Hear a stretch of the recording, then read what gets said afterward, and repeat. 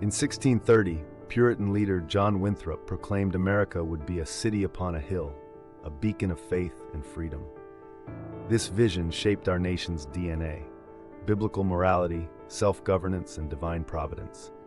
The Mayflower Compact and colonial charters embedded these principles, creating a foundation distinct from Europe's tyranny. Our forefathers sacrificed everything to build this covenant nation. The Founding Fathers didn't create a secular state. They built a republic grounded in Judeo-Christian natural law.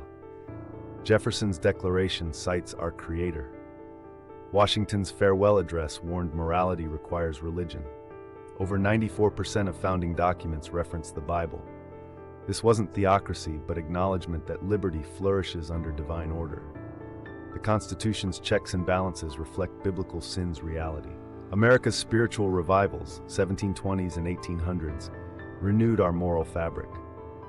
Preachers like Jonathan Edwards and Charles Finney connected personal salvation to societal reform, fueling abolitionism and temperance. These movements proved faith wasn't private, but the engine of civic virtue. Churches became training grounds for democratic participation, with hymn books teaching literacy to pioneers. Between 1880 to 1920, 20 million immigrants arrived: Catholics, Jews, Orthodox Christians.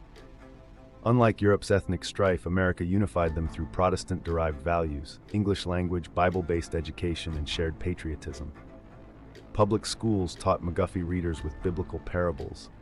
The Pledge of Allegiance, 1892, instilled loyalty above tribal identities. Assimilation wasn't oppression, it was elevation. Post-World War II America saw 91% church attendance and 80% family stability. The nuclear family, father as provider, mother as nurturer, became the economic and moral unit. Schools taught creationism, Congress added under God to the pledge.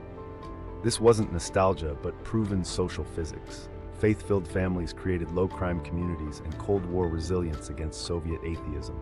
The 1960s, 70s saw elite-led attacks on tradition. Prayer banned in schools, 1962. No-fault divorce, 1969. Roe v. Wade, 1973.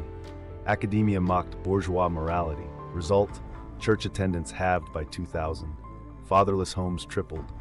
The Me generation replaced covenant with contract, sacrifice with self-actualization. Social trust collapsed, exactly as our founders warned would happen without virtue.